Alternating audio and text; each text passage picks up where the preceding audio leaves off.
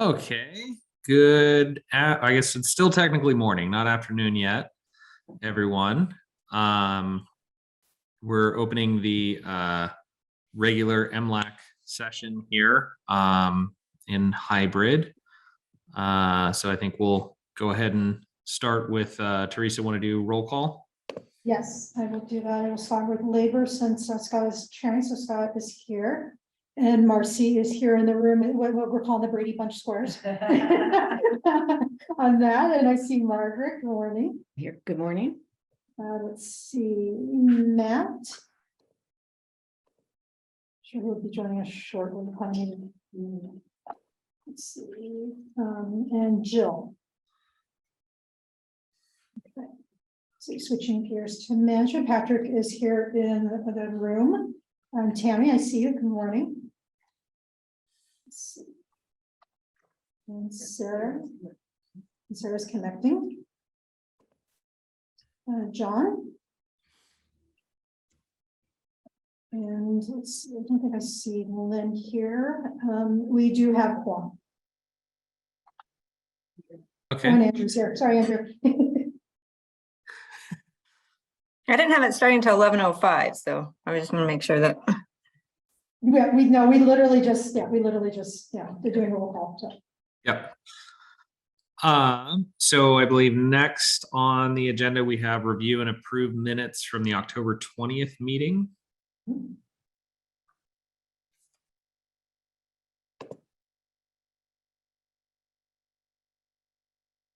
I reviewed them. I have no issue. If you want me to make a motion, is that what you were asking for? I'm sorry. Just moving to that agenda item. I know I wasn't present, so I was not going to make the motion. But I'd be happy to entertain a motion. So I guess Tammy's made a motion to approve. I'll second that motion. Margaret second. Do we have any discussion? Seeing none. All those in favor say aye. Aye. Aye. Aye. Any opposed? Okay. And does anybody want to abstain from voting because of not attending the meeting? I would like to abstain. Yes. Okay. Since we have that available now. Okay. We're good to go there. Okay, so those are approved. Next, I have listed department updates, starting with, it looks like the Workers' Compensation Board case law updates, if there are any. I believe we received some by email. Yes, that was from the last meeting. There was a so MLAC, we receive quarterly reports from the board on court cases. So it is not in on the MLAC webpage. For members, you did receive a copy of that along with the other meeting materials. So this is the opportunity, a standing item on the agenda for questions to the board on this or any other issues, pertinent issues in front of them.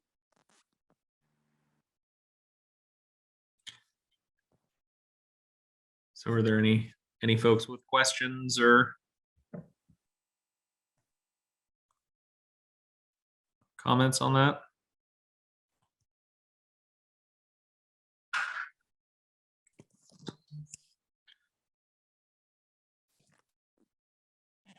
I don't see any here in the room, so I think we're good to go on the next item.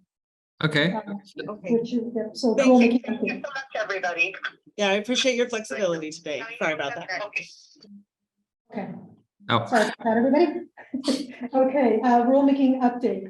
So in regards to upcoming need hearings, there's going to be a hearing for 2 sets of rules on Monday, November 28th at 10 a.m. It's a hybrid meeting in person in the Labor and Industries building in Salem, room F, and then also on Zoom.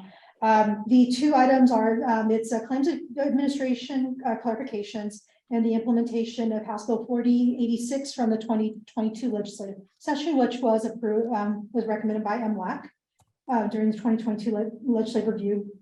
Also, the other hearing is for implementation of House Bill 4138 from the 2022 session, and then changing the Ombuds office names throughout rule from the Ombudsman for Injured Workers to the Ombuds for Oregon Workers. For the last day and time to offer the comment on an agency to the agency is December 5th. 2022. And then also for both rules, the hearing, the notices, and I'll put this in the chat for reference. The agency requests public comment on whether other options should be considered for achieving the rules of substantive goals. There, so against the standard item there. New rules that were published, these were based upon the hearings that I mentioned at our October meeting. Changes to the disability rating standards. That effective date is December 4th. And then employer insured coverage responsibility. This is in regards to self-insurance, security deposits, and other clarifications within self-insurance. Those rule changes are effective on January 1st, 2023. And last but certainly not least, I overlooked mentioning the 2023 workers' compensation premium assessment rates. That rulemaking was completed. The effective date, it was approved on October 4th. Effective date is January 1st, 2023. So this was again the annual adjustment to the premium assessments, which there was none. But this activity is required of the department every year. So I want to make sure that was mentioned as well. And so that's all I've got in regards to that.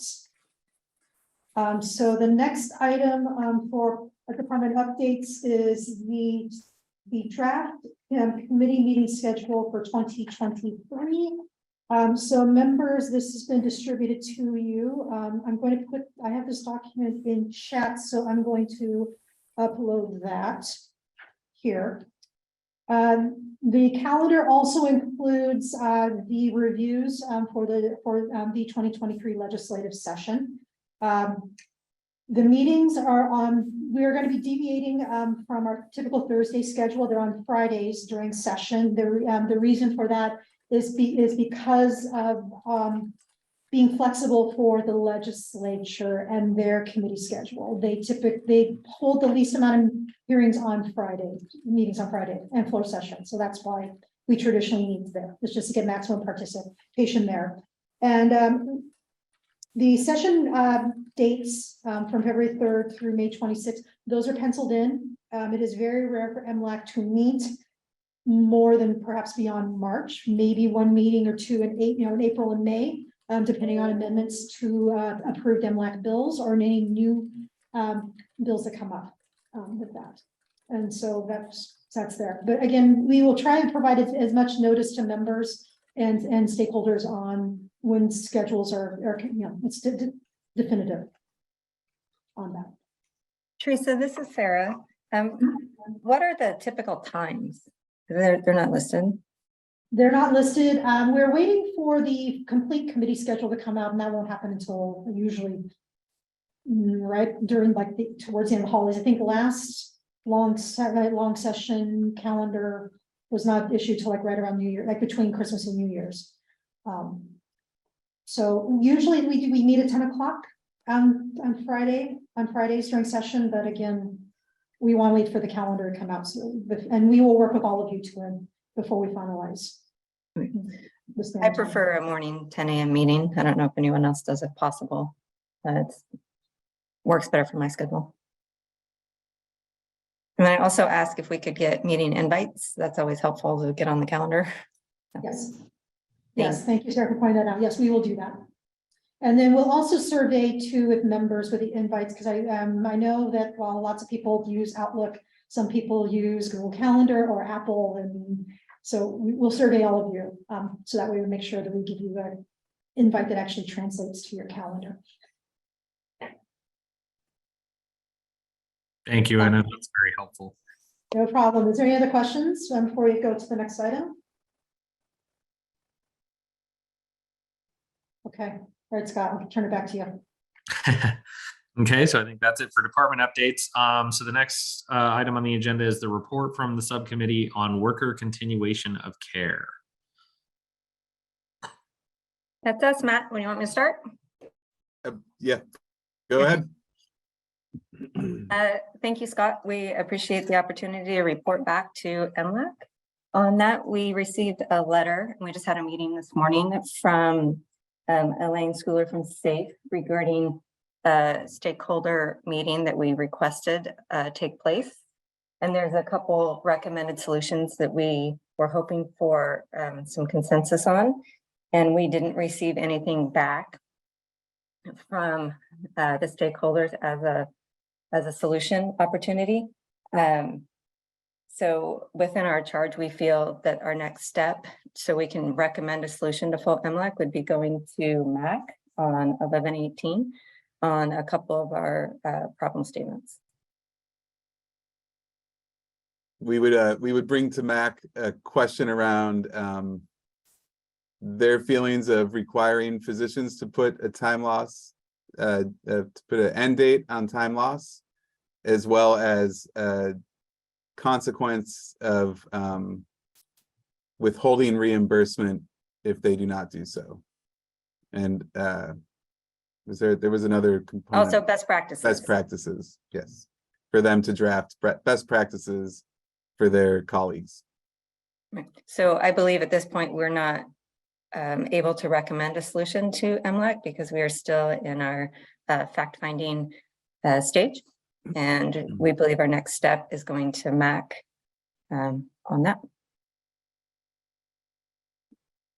So just to so kind of clarifying, there isn't really consensus yet. There hasn't been sort of agreement or anything from the shareholders. So the subcommittee would then go to MAC, or what's the recommendation there?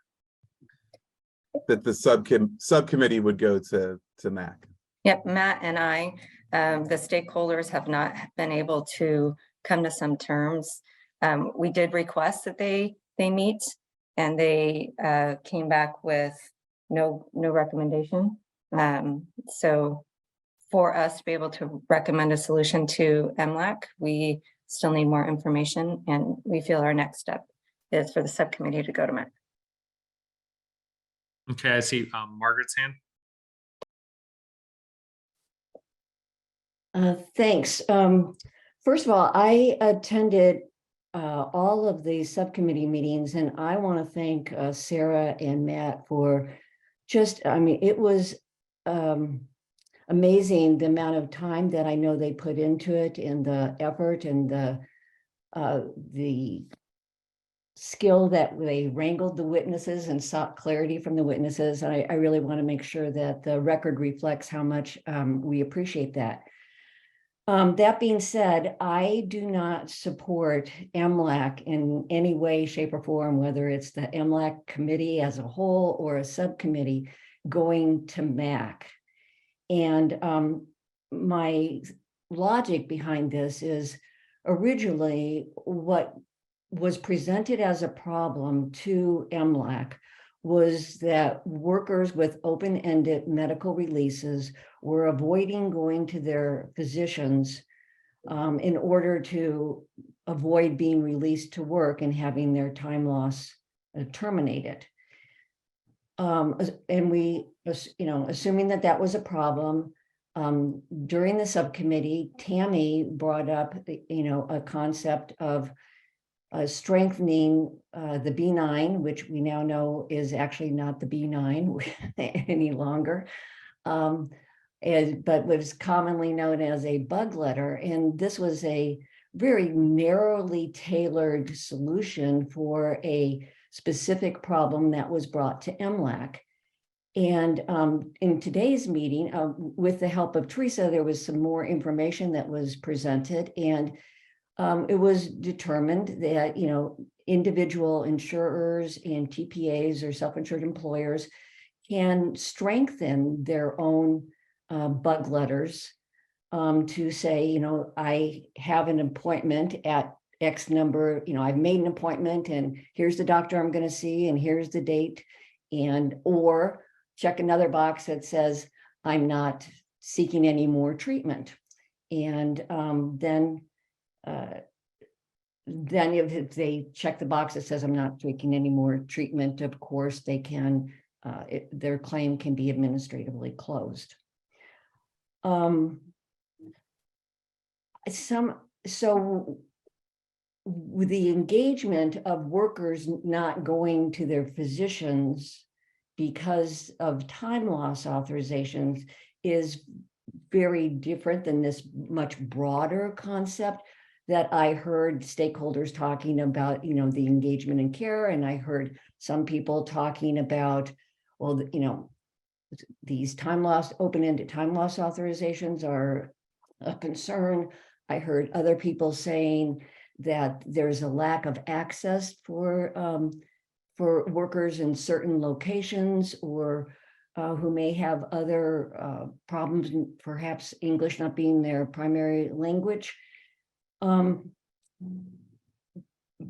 I am concerned that MLAC, number one, going to MAC as opposed to OMA, Oregon Medical Association, that's a pretty big leap to ask a small number of physicians to talk about what is best practices as opposed to the Oregon Medical Association. But beyond that, my concern is that we are, if MLAC sends a subcommittee, we are essentially saying we see a problem. And at this point in time, I don't think that a problem has been identified. I certainly believe that if any of the stakeholders believe that, for example, open-ended medical releases are causing a problem, they can come to MLAC with a proposed solution, a legislative concept, and then MLAC, of course, would be in a position to discuss to discuss the legislative concept. And perhaps that would require that we do further investigation and ask for witnesses, maybe even witnesses from MAC or OMA, but we're not faced with that. And I just don't think that it's MLAC's position to essentially be finding a solution for a problem that I don't think has been identified. And so I am not in favor of MLAC supporting the subcommittee going to MAC to discuss best practices regarding time loss authorizations. Thank you, Margaret. May I address that? From our scope and our updated problem statement, I'll read it. The purpose of the subcommittee is to recommend solutions so that all workers, specifically workers with open-ended time loss authorizations, and then those who are not seeking treatment, remain connected with their provider and minimize gaps or delays in treatment when they're off work or return to modified work. So I believe that problem is stated, and our charge is to recommend solutions to those problems. And we feel at this point we're unable to do so until we go to MAC. I think that the solution that was brought forward, which was the using the bug letter and encouraging people to strengthen the bug letter, that is a narrowly target solution to the problem that was presented. So I don't think that MAC's input is necessary, or it's appropriate for us to go to MAC asking them what best practices are. Right. With all due respect, It implies that we think that best practices are not being practiced now. with all due respect, I believe that we determined there were 4 items that we asked stakeholders to look at for a solution, and they're unable to provide one. And at the subcommittee level, Matt and I were in agreement that to be able to recommend solutions on those that were identified that are, maybe Matt has an opinion, but maybe the OMA would be also a good resource for us to reach out to on that too. So I guess if I may, I have a kind of a quick clarifying question. It's my understanding that MLAC is sort of more we help facilitate the stakeholders, but the stakeholders are really the ones driving the involvement here. And I know kind of initially it seemed like the issue and the reason why the subcommittee is suggesting going to MAC is because there isn't consensus or enough participation or sort of leadership from stakeholders on the issue. Is there a reason that stakeholders couldn't go to MAC or haven't already to address these concerns, because I do see some of the concerns that I share some of the concerns that Margaret just expressed as well. And I guess I'm curious about, I know that this issue was driven by stakeholders to begin with, and was really pressed forward. And I'm curious if it seems like from kind of the opening comments that maybe stakeholder involvement has sort of waned, or that it's sort of stalled momentarily or perhaps permanently or something. Is there any kind of clarity you can offer on that? This is Matt. I think what we engaged in was it became the same conversation. And so then we asked the stakeholders to meet and come up with some proposed solutions. And that was the letter that was sent out from Elaine, and it had the 1 through 4. So that was kind of where we got with the stakeholders on this. And in hearing folks, I guess I'm interested, because we do have the charge of presenting solutions, and then it feels like that involves more fact finding. But now hearing some of these concerns being raised and considering those, it seems almost that a solution is that this isn't necessarily our that what we've heard from stakeholders and folks is that the issues are on the provider level. And so is that more the solution coming from MLAC, is that then these stakeholders have to go to the providers themselves? Because I do hear this concern, and is this precedent? I'm thinking more of MLAC, and I'm new to MLAC. I don't have all this history. So what I am kind of hearing is we are setting a precedent as a subcommittee by going to MAC to talk to them about what is their jurisdiction, so to speak. Or I'm interpreting some of that, and that is what's raising a concern for me, because listening all of the deliberations we had and having MAC there, it seems to come to, and looking at our problem statement, there is an issue with inconsistency in how providers manage time loss. And so I see this rational approach of going to those providers, but now listening to the concerns raised, I have concerns that we're setting a precedent for MLAC that is not in alignment with what MLAC was made to do or what it's been doing. And I do have concerns. So I'm open to hearing more from people with maybe some more experience on that. Yes, it seems to me that Matt, that when I was saying proposed solutions, or was assenting to that language of proposed solutions, I was envisioning facilitating the solutions and exploring with the stakeholders and to come up with an agreed upon solution. But I personally don't know that, I don't believe that MLAC should in essence be doing the work of the stakeholders at bringing forward a legislative concept or a rule change concept. If the stakeholder, if we can facilitate a conversation about that, that's a different story in my mind. Scott, I can't raise my hand in the square, but Yes, Patrick, I will speak. I see Teresa. Sorry, that's why I physically raised my hand. Yeah. Okay, Yeah. Patrick, go ahead. I just wanted to make a comment. I only went to one subcommittee meeting. I didn't go to all of them like Margaret did. But, and I've only been on MLAC a relatively short time, even less than Matt. You've been there since I've been there. But it seems as though this particular issue with the time loss has been, there's been a lot of discussion about it. And we had a bill before MLAC in the short session. What was it, 4138? And as part of that discussion, there was a law change, a legislation brought forward that put limits on time losses, my recollection. And it was taken out for the purpose of MLAC studying it more. And my recollection was that the stakeholders could not agree at that time. And that the discussion was if stakeholders couldn't come up with something, maybe MLAC would explore different solutions. That's my history of why we're here.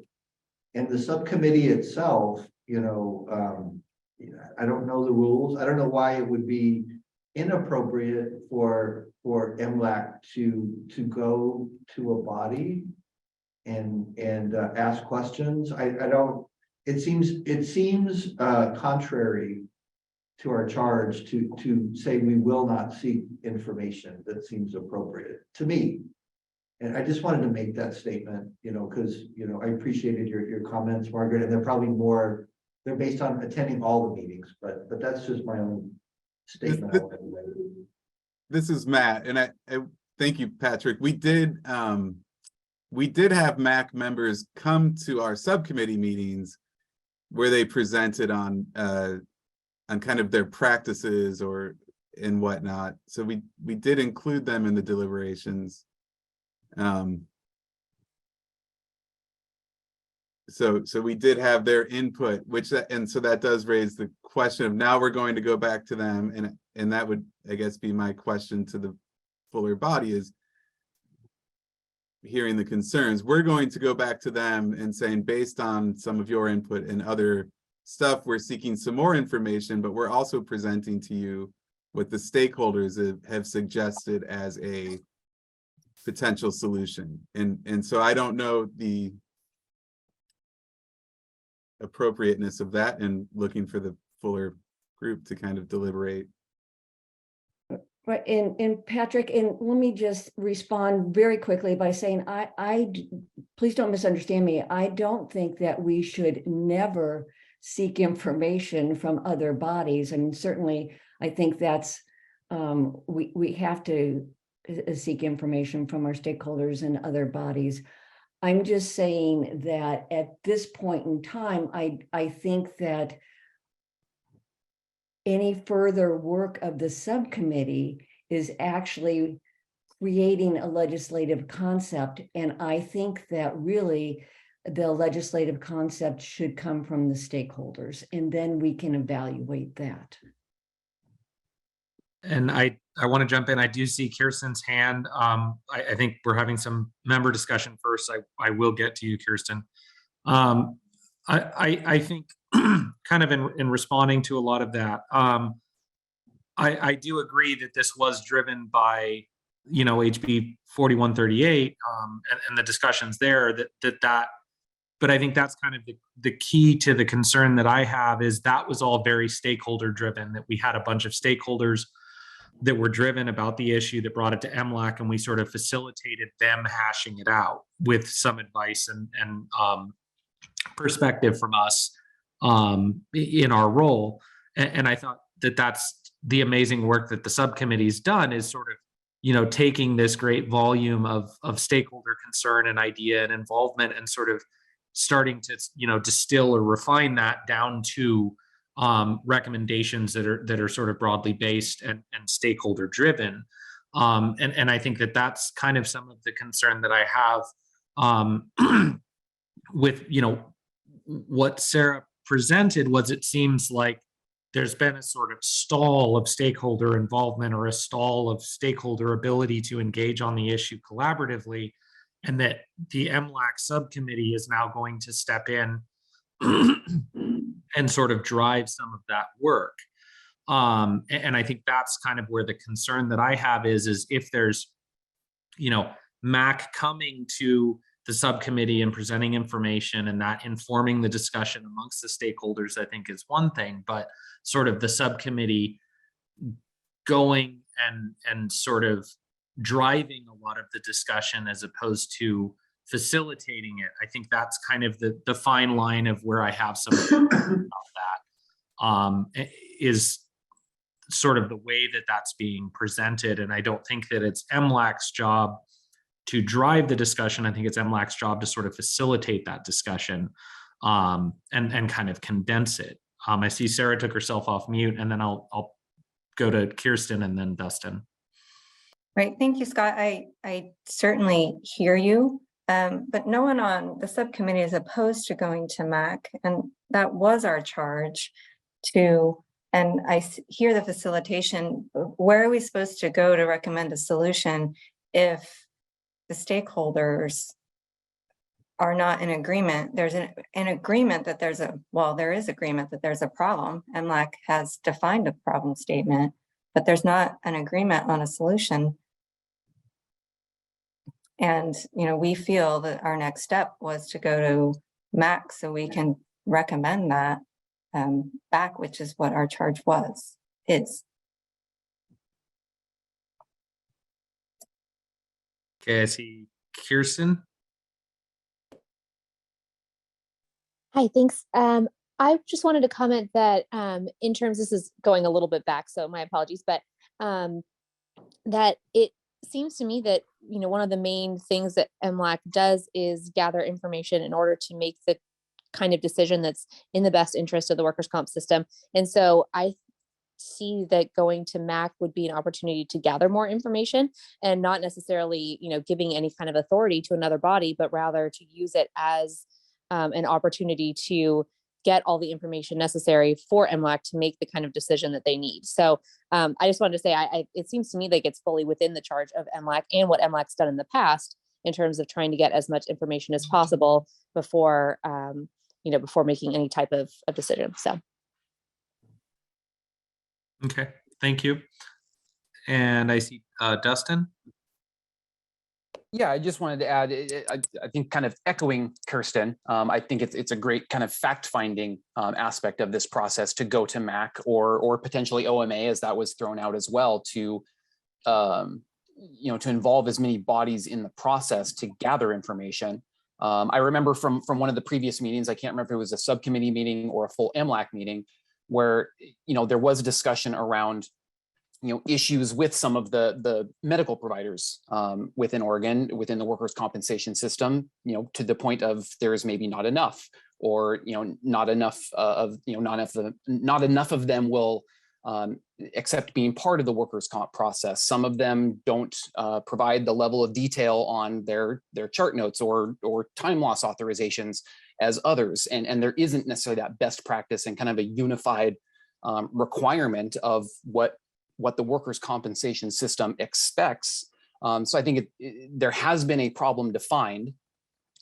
Potentially there could be more refinement of what exactly, what form that needs to take. I mean, I think that if you went to almost any TPA, insurance company, employer, you could find a lot of anecdotal evidence of individual claims where the doctor didn't provide time loss authorization with an end date. That there were other discrepancies within some of this documentation that creates part of this problem statement that we're trying to fix, of essentially workers falling between the cracks and not having access in a lot of cases to adequate care or frequent enough care, or the smaller problem of people not actively being engaged in their recovery and finding care, kind of referring to the bug letter. So I think that it would be a good step, I think, in the way that you approach it, to go to MAC or go to OMA, or to involve some of these other key stakeholders in the process to gather as much information, and then go back to the stakeholders of MLAC to try and find more of a unified response as to what those solutions should be to this problem. Okay, thank you. And I saw, I think Marcy and Teresa maybe had a hand up. It's Marcy. It's me. I just want to say that I think that Sarah's correct. We do have a problem to find.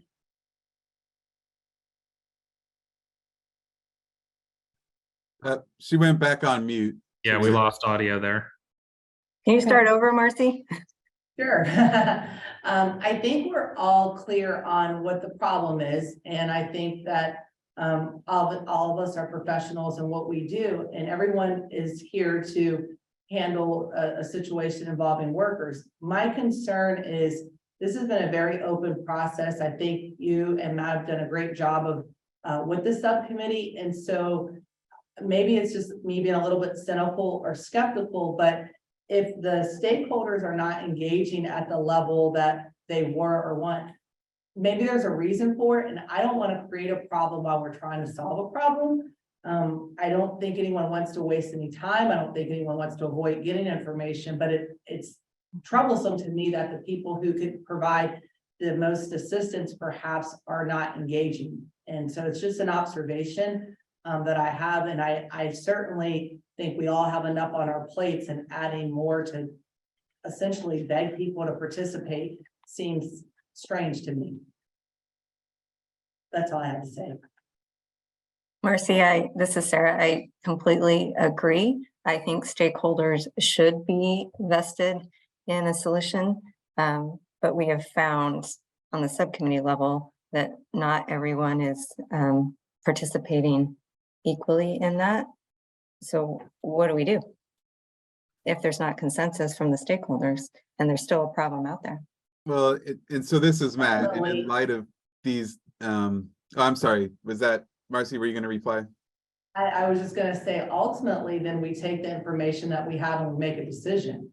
And somebody's probably not gonna like that decision, but if this is an open democratic process, and if people don't want to offer up, maybe they can't agree because they've got their own conflicts. And my experience is sometimes it's intentional when people back off, so they don't have to be the person, right? They don't have to be accountable, and they can say, it wasn't me. I don't know if that's the case here. I apologize. I haven't been as engaged in the subcommittee work, but I don't know that we continue chasing something that somebody doesn't want to provide. And I know Matt wanted to say something, and then I see Margaret's hand. I do see Keith's hand. We'll get to that after some member engagement here. From my position on the subcommittee, I think I appreciate the, not necessarily chasing something. So in light of all these deliberations, I do wonder if it is the best course, or why the stakeholders wouldn't go to MAC. So that is something that was brought up that I find to be an interesting idea, is that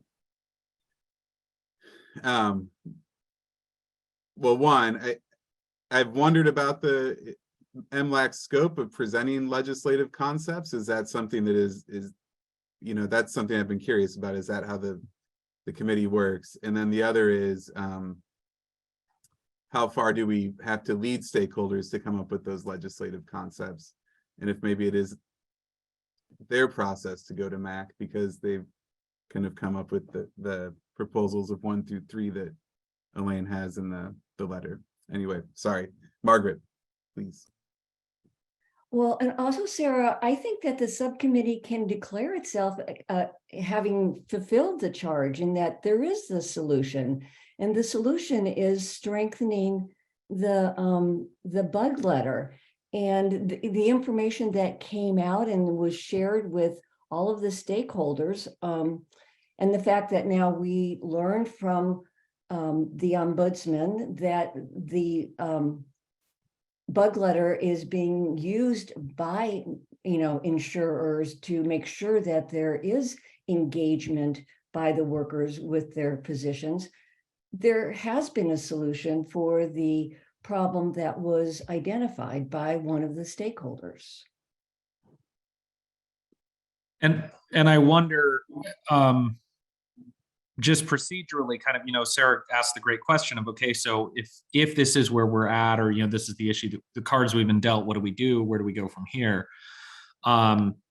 So it's my understanding that MAC has presented, or at least folks from MAC have presented to the subcommittee. I know that kind of procedurally, I would feel more comfortable with them doing that again, or having members from MAC or somebody kind of at the subcommittee presenting or discussing or there, so that there can be that sort of discussion, and have it be a little more investigatory, as opposed to, again, procedurally, MLAC sort of writing some formal correspondence to MAC, or going to MAC and then doing it, doing the asking the questions and stuff as part of their process. Just an idea. That kind of, I think that is where my concern is that sort of, if we're lacking stakeholder involvement, I think bringing more more folks in as opposed to us going to seek other things out is something I'd be more comfortable with. I see Tammy's hand. Thank you, Scott. This is Tammy Bowers. And I just wanted to comment on several different things. We really have two issues going on that were kind of a problem with this open-ended time loss. And one of those issues can totally be resolved with the stronger bug letter. We talked about that in the subcommittee meeting today, that in really reviewing the statute, the administrative claim closure statutes, the language in there is quite strong and appropriate. And so it's really up to insurance companies and TPAs to word their, I still call it a B9, even though there's not one anymore. I don't like the term bug letter, but it's up to the TPAs and the insurance companies to word their B9 letters stronger according to the administrative claim closure statute. And so that will resolve that problem. So that one's kind of done. And now we have the other portion of the open-ended time loss that is not resolved, that is not fixed. And I know that like Safe Corporation has brought many ideas on how to fix it. They had language, earlier in the year when we approved the other bill, and they couldn't agree. The stakeholders, both sides could not agree on that language. So we decided, okay, let's approve what we can agree on now, and then put the rest of it into subcommittee and work on that. And so all of the language and every idea that they have brought forward seems to be, shot down, and we can't agree on that. And for some reason, both sides are not coming together to really get into the nitty-gritty, iron out the language and solve the problem. And so I don't feel like this is resolved at all. I feel like a lot of solutions have been brought forward and that both sides are not agreeing on it. And that's what the problem is. We have gone to, the subcommittee went to MAC before, and to follow up with them is totally appropriate. I mean, that's kind of what we do, is we go to the sources, gather the information, and then report back. And so I have no issue with that. And I think it's really in line with all the things that we have done over the years. Going back 7 years that I've been on MLAC. Okay, those are just my comments. And I know that like Elaine, if Elaine wants to speak up, she can provide more information on all of that. Okay, thank you, Tammy. I see Keith Semple. Thank you. Keith Semple with Oregon Trial Lawyers Association. I guess I will also go back to House Bill 4138. House Bill 4138 was a bill that was introduced by the trial lawyers and sponsored by the sponsors that we contacted to sponsor it through the legislature. It was brought to MLAC in the form of a legislative concept with actual statutory language. And we debated the merits of that concept to see if MLAC would agree to approve it. And the bill was opposed by management for the most part. Management submitted some additional concepts and sought to have those integrated into the bill that we were bringing forward. And we said that, no, we're not including those in our bill. But at the very last minute of the kind of discussion, suddenly the insistence on those being part of the bill to get agreement were withdrawn, and the ask was that we continue further discussion of those concepts. And there was a list of concepts, and the biggest one was putting a 30-day end date on work restrictions. We engaged over those concepts at the time, and we gave our thoughts on each one of them. Then, as now, we didn't have consensus on how or what to implement, but we did say that they needed to be presented through a more formal process and not kind of linked into our bill, because they weren't things that we could agree to. So we agreed to continue engaging in this discussion. And when the discussion came back around to MLAC, it was deferred into a subcommittee. We didn't draft the subcommittee's mission statement or problem statement or anything like that, but we agreed to participate. And I really chafe at the idea that stakeholders haven't been engaged in this discussion, because I personally spent hours, many hours on this discussion. And so is my counterpart, Giovanna, and so have some of the other labor members. So the suggestion that there hasn't been engagement just because consensus hasn't been reached sounds to me like there's just an expectation that we're obligated and somehow to reach consensus, and not only consensus on a solution, but consensus on the solution that management really apparently wants to see here, which is really more to address open-ended time loss restrictions than it is to address workers who are actively evading their doctors to stay on time loss.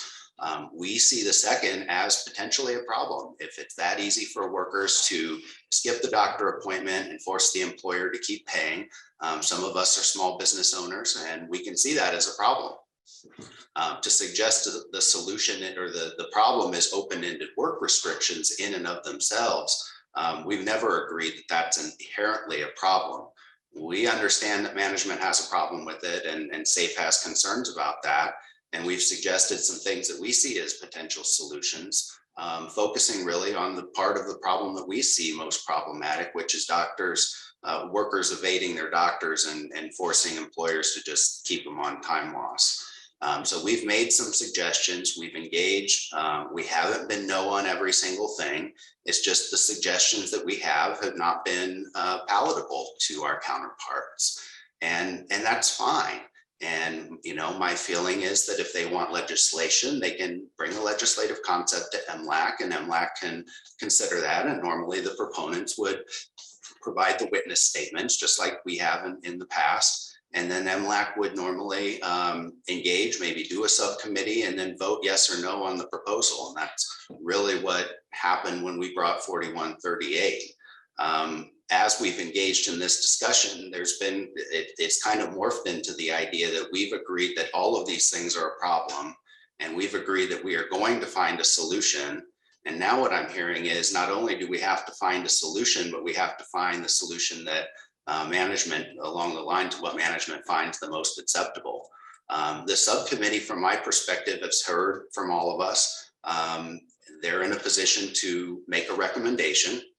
And from my perspective, MLAC is free to either vote to go with that suggestion or vote against that suggestion. In terms of what more the subcommittee does, whether they do some of that on their own without MLAC approval, we've said that, we're not going to formally oppose and stand in the way of bringing these issues to MAC, but we're also not making that ask of MLAC. We're not joining in that ask. We've said our piece. We've suggested that we'd be willing to engage over tweaks to the bug letter. We've suggested that insurers are free to write their own letters to doctors regarding best practices, communicate with doctors. There's a host of other potential solutions in the law. One of those is even dinging doctors who won't confirm a worker's work status on their payment. So a lot of these things are already in the statute, but I feel like our agreement to engage in this discussion has morphed into the idea that the presupposition that we're going to agree to something broader. And, we're trying to be engaged. We're trying to recommend proposals that we think are workable for our clients and other people that are involved on our side.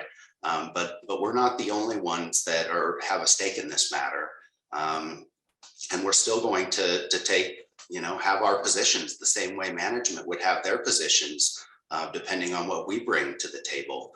We've brought concepts to the table plenty of times and had management say, we're just not going to agree to that. So there's not always a solution that MLAC can agree on. And if this is one of those times, then we feel like we've done what we can in good faith to engage. And I really, it's upsetting to have people constantly suggest that there hasn't been stakeholder engagement. There certainly has been on the other side.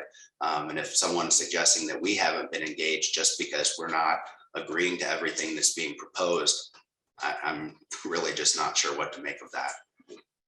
So that's our piece on the matter. That may I respond to Keith? Sure. So Keith, thank you very much. I certainly believe engagement has occurred. So if something on the contrary came out that wasn't intentional, I think the rub is there hasn't been any consensus, but I did hear that you have no objection to going to MAC.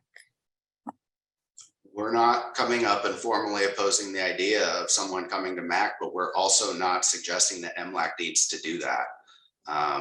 So basically, we've said that we're not driving the train that MAC can't be involved, but frankly, we think that the stakeholders can go to the MAC on their own.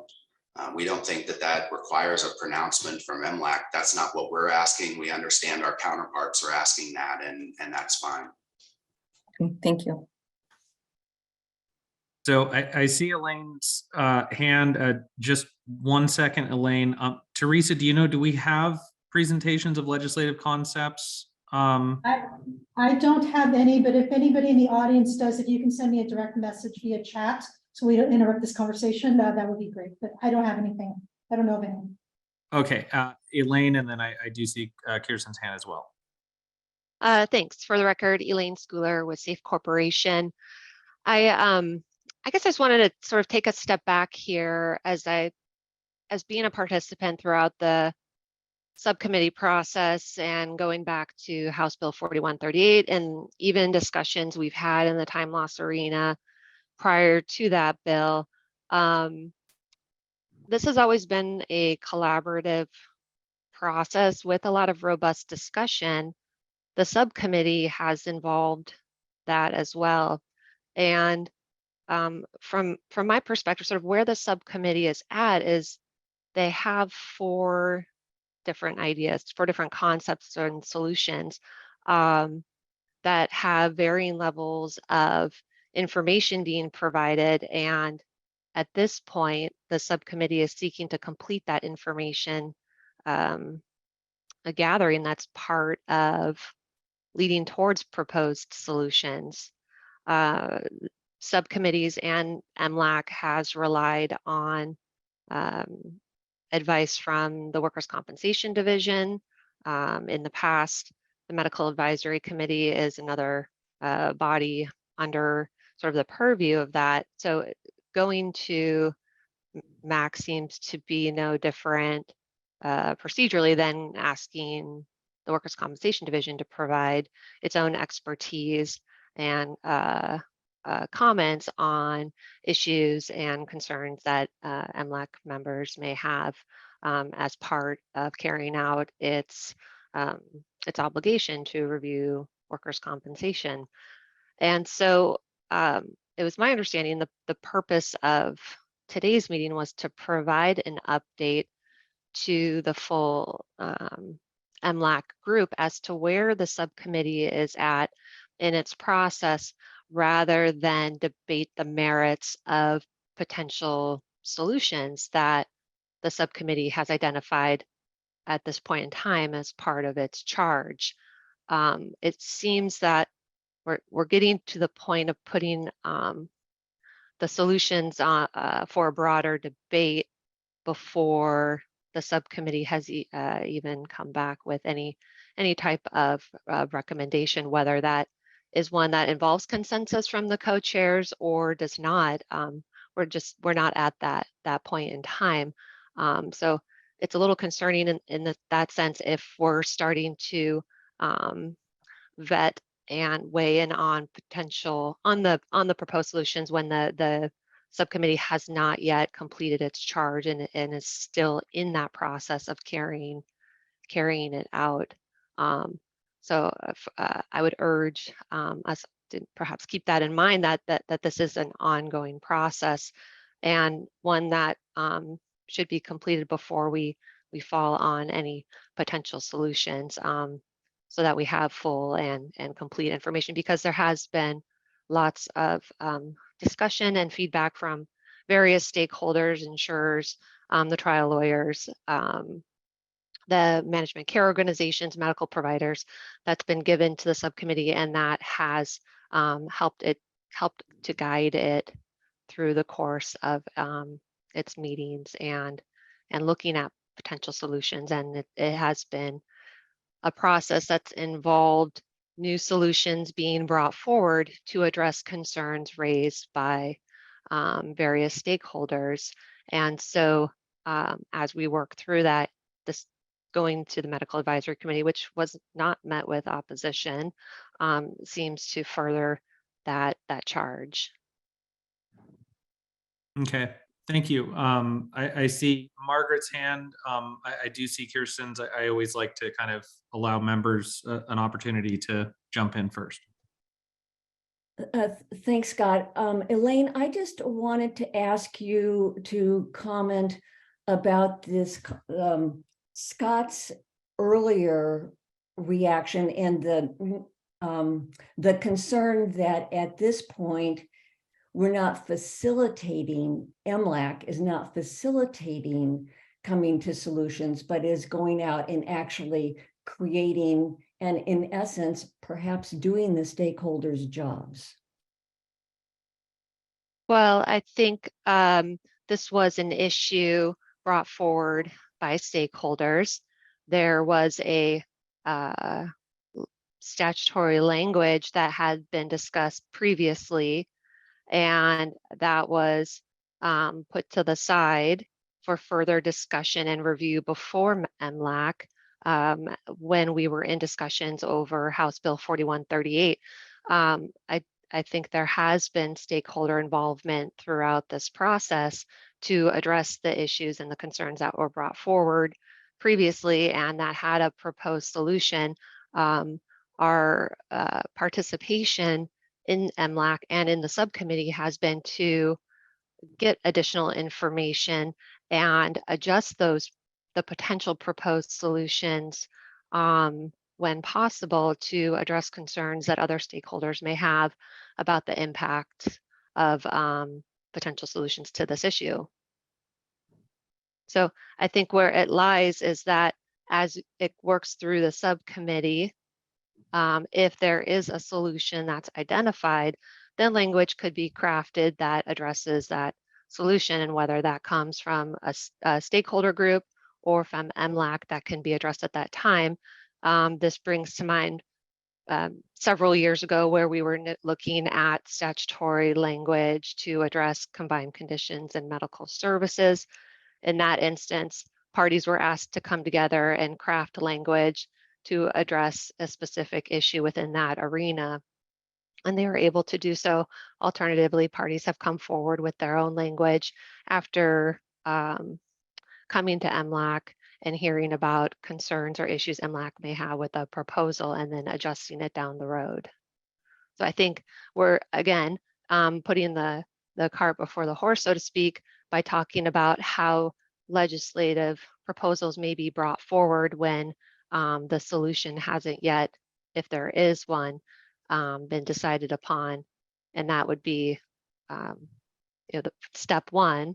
And then the second step is, okay, if we have consensus on what the solution is, what would be the next step? Is that calling on the stakeholder group that brought the issue forward in the first instance, then to draft language and provide that to MLAC?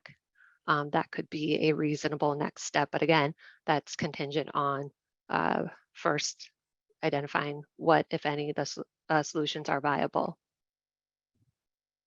Yeah. Please let me know if I'm not answering your question, but I think we're getting a little bit ahead of ourselves in terms of, do you have to come forward with strict statutory language to present to MLAC versus the proposal at the outset? Well, and I don't think that is what my concern is. I think my concern is that I've heard that there's sort of the report back from the subcommittee is that they need more information, and the discussion is now, how do you go about getting that more information? Not what is the solution and what are the merits of the solutions before we're at that point, but more, how do we continue to facilitate the work of getting to that point? But I do see Kirsten's hand. Thanks, Kirsten Adams with Associated General Contractors. I wanted to respond to the comment or the comments that have been said about the stakeholders should be going to MAC as opposed to the subcommittee. And it seems that MAC and MLAC, the members of those are peers in a way that, MLAC and MAC are similar footing in that they are, groups of experts and specialists in these areas. And so I think it almost is like more of a peer-to-peer thing to have MLAC go as opposed to having the stakeholders. I think about it if the shoe was on the other foot and members of MAC were to come to MLAC with a question. I think it adds a certain amount of weight to have the MLAC members ask, and kind of gives a bit more of a kind of certainty, or not certainty, but a certain level of similarity, I guess, between those members and our members, or the members of MLAC. So to me, it makes sense to have it coming from the subcommittee rather than the individual stakeholders. I just think it lends itself to be more meaningful that way. Thank you, Kirsten. I do see that we are over time already, and I feel like there's a fair amount more discussion that can be done on this and sort of next steps moving forward. I would probably recommend that we kind of continue this at the next regular meeting. I don't know if that would be in order, Teresa, or I see Patrick raised his hand, and I see Sarah took herself off mute. I'll just say that I had a question about are we voting on something right now? Is there a decision about whether or not the subcommittee should continue at all? I just would speak for, I totally agree that there is not a lack of engagement, there's a lack of agreement. And that I think the work of the subcommittee seems important and should continue, and going to MAC doesn't sound like a bad option to me. So if there needs to be some kind of vote, I don't know, but I just wanted to make that statement before we conclude. Certainly. I'm seeing it as a sort of, we're still discussing the report, so that there's not anything to vote on yet until we're sort of done kind of discussing the report and what the recommendations of the subcommittee are, so that we kind of fully understand that.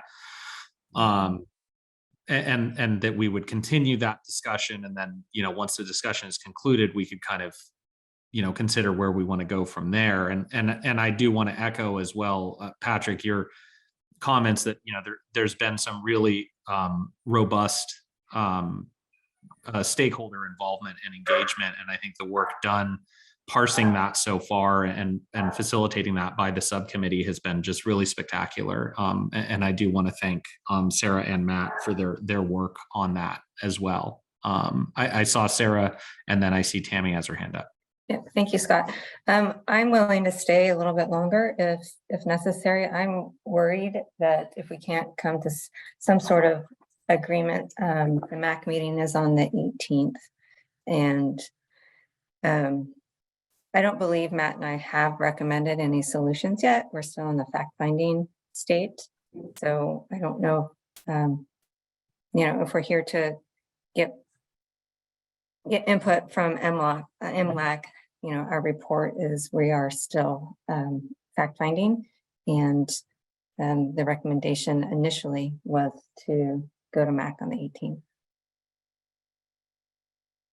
Right, yeah, the MAC is soon, and hearing these concerns, I can stay a bit longer as well. So I think these are very valid concerns that have been raised, and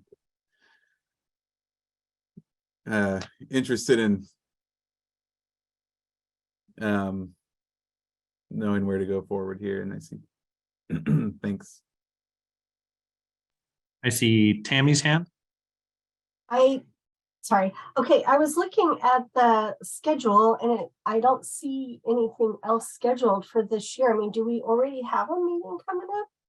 We have something on the books, Teresa or Kara? Our next full committee is on December 22nd. Oh, okay. Thank you. And then I don't know if we have to vote or whatever, but I vote yes that the subcommittee go on the 18th.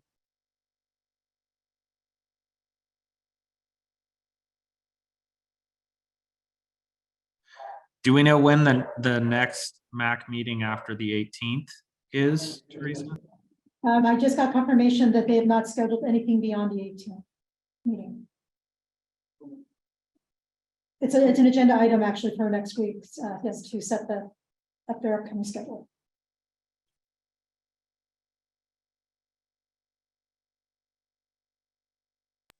I see Dustin's hand. Yeah, I'm curious in regard to specifically the upcoming MAC meeting. I don't know if I missed it, but I don't know if there's a specific ask that would be made at that meeting at this point. Sarah, maybe you can speak to that.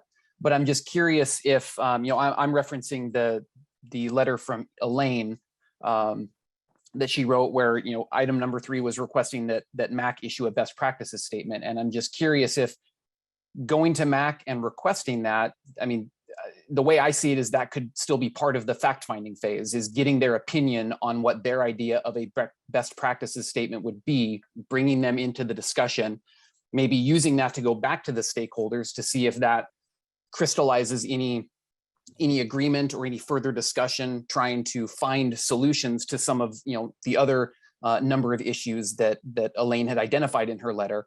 And again, just kind of peer-to-peer, if that's the way that we want to look at it, of going to them, finding out their thoughts on the matter, bringing them into the discussion, and then kind of incorporating that into the larger subcommittee topics of conversation moving forward, to see if that kind of galvanizes more unity or decision-making from the collective body, from the stakeholders, just to know where the other side is. Using kind of the providers as another side of this problem / attempt at a solution.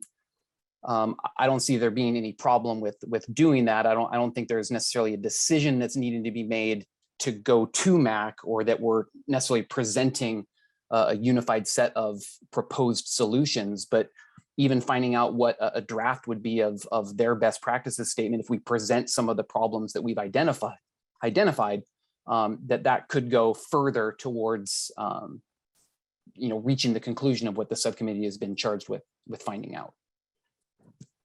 I think that's kind of the whole discussion that we've been having here, is the issue of MLAC going to that meeting with a specific question, with a specific request, as opposed to stakeholders, and having MLAC sort of take a side. The discussion of sort of electing solutions before the fact finding is done, I think falls exactly into that sort of scenario, as opposed to, again, if MAC has come and presented previously, or representatives from MAC to the subcommittee, I don't understand why the stakeholders cannot go to MAC, get some of that information, and then vote, bring that information to the subcommittee, and even bring MAC members or other recommendations to the subcommittee, so that there's a more of a kind of MLAC facilitated discussion of that issue, and that the fact finding is continued on in MLAC. I think is the problem and the concern, and why we're continuing to have this discussion. And so I think that's the real issue. Tammy, I see your hand. Yeah, I'm sorry, but I just have to say, I am really concerned about setting a precedent where MLAC's not allowed to go and ask questions or gather information. That has never been the standard before. And I'm just worried about changing that going forward, because we've never done it like that before. That is, we've always been free to ask as many questions, gather the information, go directly to the source.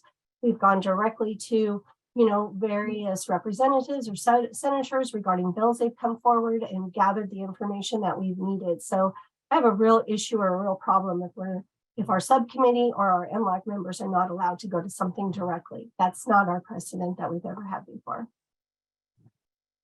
Well, I don't think that's what we're stating, that we're setting some kind of precedent that MLAC's not able to do that. I think I'm just questioning if the idea is fact finding and continuing the work of the subcommittee, what the best way to do that moving forward is in this instance.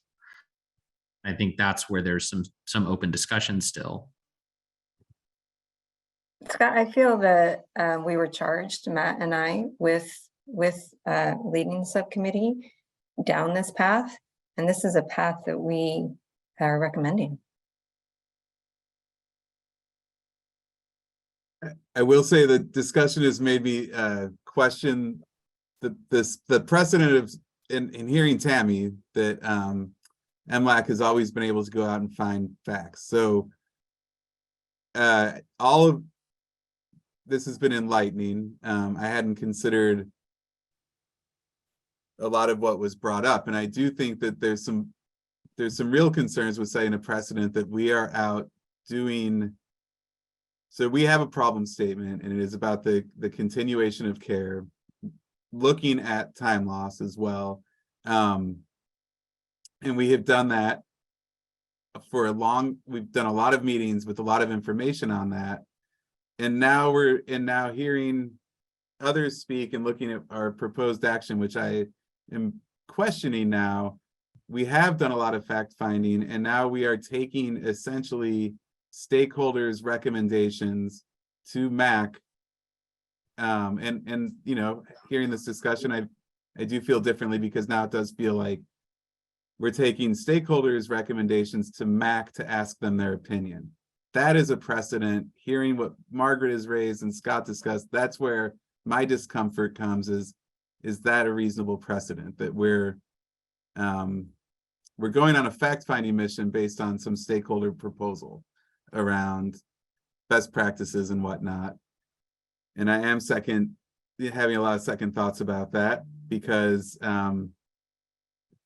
it would be reasonable for stakeholders to go to MAC and then to come to our subcommittee and say, MAC thought these were terrible ideas, or whatnot, or they could bring MAC to have more discussion and bring it to us. It isn't necessarily that we're going on fact finding for the subcommittee. It's almost on behalf of stakeholders who put together these, you know, these 1 through 4. So I do want to have a pause on that, but there's also, I'm mindful of that we have a tight timeline, and I would like to bring the subcommittee to conclusion. So that's not, Matt and I are in agreement there. yes. Wholeheartedly. Matt, so I'm wondering then, do we need to have another meeting if we're now taking pause on our path after hearing MLAC's concerns? Do we need to have another subcommittee meeting to determine who the right people to go to MAC are? Or even if the chairs of MLAC would be willing to have a caucus with us and we can have a discussion. Seems like that might be reasonable too. I don't know. I like the idea of an additional subcommittee meeting. I know that I can make sure that I can attend, and then we can sort of continue this discussion, because I know we are very over time at this point. So I wonder though, Scott, with an additional subcommittee meeting, you know, is MLAC willing to accept our recommendation?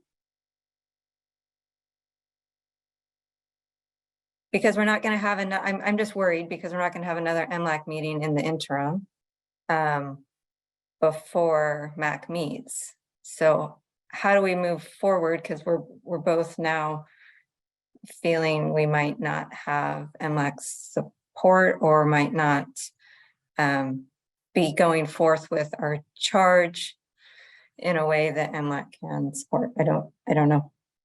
I think given the discussion that we had, I would feel comfortable if the subcommittee wants to, as a subcommittee, do whatever they decide after their next meeting. You know, I'm happy to show up and make presentations and have that discussion. But again, it is the subcommittee that was charged, and what the subcommittee decides to do as part of their necessary fact finding, I would think I would defer to that. But I see Tammy's hand. Yeah, I was just going to say that the MAC meeting is next Friday, a week from today. So it's a lot to get done for the subcommittee to decide, and then get MLAC's approval, and then attend a meeting on the 18th if that's the consensus. And, you know, it's quite frustrating to have had a subcommittee plan, to have attended the subcommittee and have a plan, and then have this, you know, kind of, I don't know, stonewalling. happen? Or is it on purpose so we'll miss the 18th meeting? I mean, I'm just quite frustrated right now, but it's a lot of work to do. And I think that they need to have the authority to go do it, the subcommittee, with what they decide in the next several days. And I think that's what I just recommended as well. And there will be future MAC meetings and there will be other things, and there's nothing preventing stakeholders from going to that or from MAC showing up to subsequent meetings. I don't see how this is stonewalling because we're raising legitimate concerns about procedurally how to move forward. I see Teresa's hand. Yes, Jessica, to follow up on your question in regards to when the next MAC meeting, it'll be either in January or February. So it's not like, months and months away from that. Also too, there is consensus of what's, what was discussed and what Matt and Sarah brought forward. So there can, officially be acknowledgement by the full committee that the subcommittee did provide a report. So there is that. So that can take place today, I believe. I think that's something everybody is in consensus on. And then the next steps possibly could be in, again, like what Matt was saying, Matt and Sarah suggested for Matt and Sarah to meet with co-chairs and to do next steps on getting stakeholders together for the next MAC meeting. Just a pack. It's just a suggestion. I would move to acknowledge that the subcommittee made a report, and I can't dispute that, but I would further move that we support the subcommittee members, which are only 2, to decide the best course of action for next Friday's meeting on their own and submit a report to us of their findings when they've decided that they're done.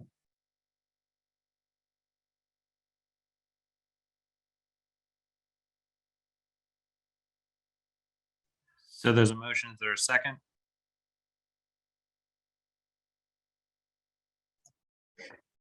I would second that motion. Do we have a motion and a second? I think in terms of discussion, yeah, I'm open to the subcommittee. Again, the subcommittee has the charge, and I think the subcommittee as a subcommittee can decide what it is that they need in terms of fact finding. I wouldn't necessarily be opposed to that. I see Margaret's hand as well. Yes, I think that I want to support the subcommittee, but I don't think it's stonewalling for us to ask the subcommittee to listen to the concerns that have been raised by the committee. I think that it is very different to go to MAC asking about a specific legislative concept that a stakeholder has brought forward.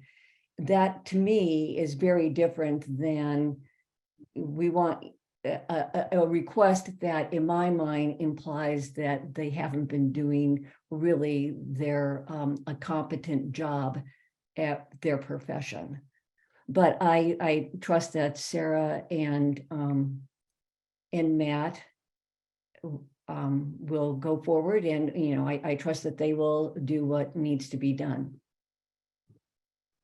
Thank you, Margaret. I believe we've heard your concerns, so we appreciate hearing them as well. And Teresa, I don't know in terms of kind of procedurally, would it be possible to have, some kind of immediate offline discussions within the next couple of days involving co-chairs and others to sort of, help the subcommittee as much as possible, be as responsive as possible? Yes. No, Karen and I were texting back and forth. Yes, so you will see emails and invitations and for early next week.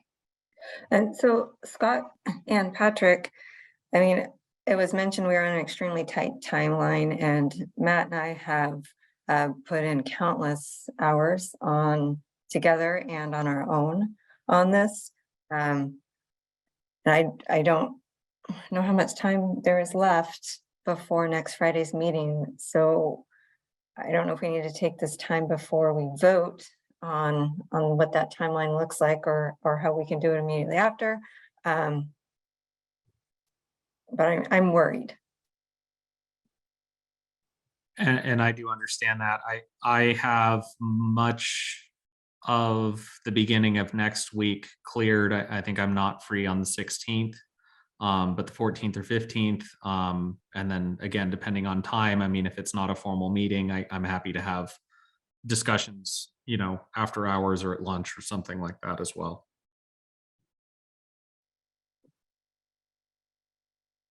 Sir, I have time on Monday. It's pretty open, but the rest of the week I have a pretty busy week next week. But like Scott, I don't mind taking a call during lunch, during after hours as well. And my calendar's clear for any follow-up from these meetings on Monday, so. So will the co-chairs direct us then? Are you going to meet? I don't, when are you guys gonna meet and then direct us going forward? I am out all day Monday. I have a retreat for another board I'm on. I would say that we can facilitate discussion amongst the four of us to make sure that there's clarity moving forward. Okay, and then also I have a board meeting all Tuesday morning. I have time tomorrow, if tomorrow works for you. I have a meeting from 8:30 to 11:30 tomorrow. I'm going to Chicago tomorrow. What was that, Matt? I didn't hear what you said. I'm going to Chicago tomorrow, so Yep. I could maybe do a phone call in the morning.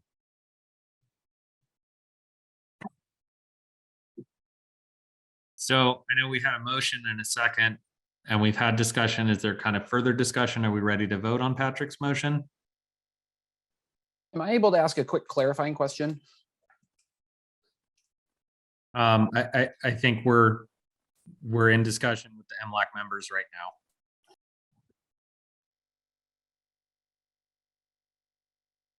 So, yeah, Scott, I'm happy to vote, but I mean, looking at all of our schedules, getting the four of us aligned, I mean, seems fairly challenging next week before Mac's meeting on Friday. Can the co-chairs meet and direct us forward? And we will, you know, fulfill your charge. I don't know where to go from here. I feel like we've had a charge. We've been doing our best to do that. And now, you know, it's very much different coming to this meeting after a report.